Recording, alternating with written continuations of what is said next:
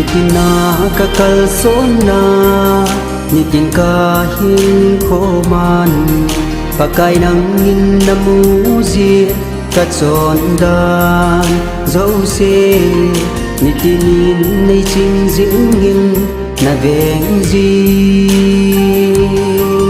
cái hình khô tươi mấy bằng cả nay son si la kan ha ji tin pakai nang in nay na ve ki ji in nitin thep na nay zui jing ye thep na ho ka so na di nay pin lang nay tu de zin o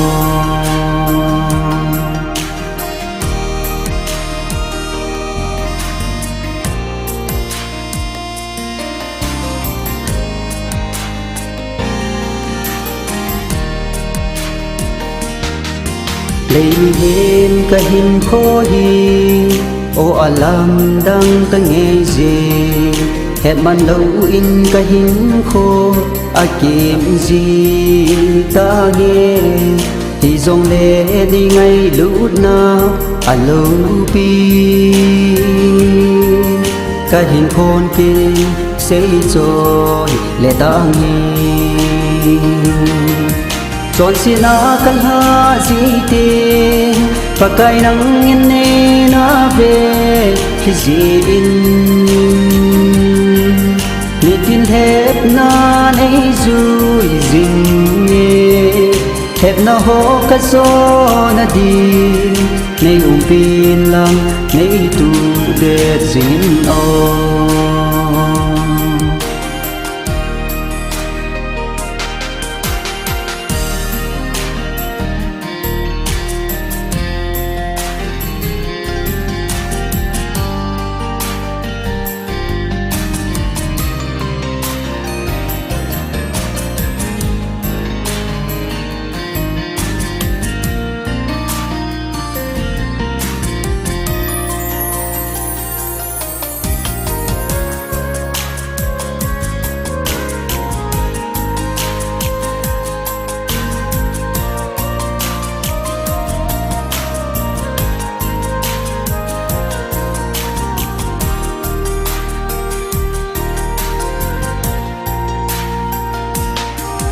cả hình khô chỉ đàn ho hi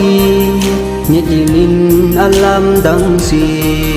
cả son cả thil bol ho na cha dia lom lo son se cả hi jing wa hin o pakai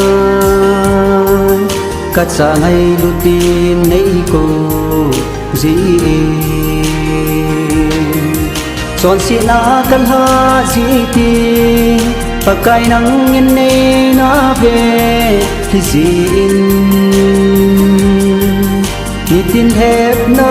nei zui jing ye hep na ho ka zo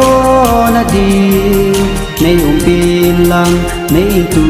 de jing o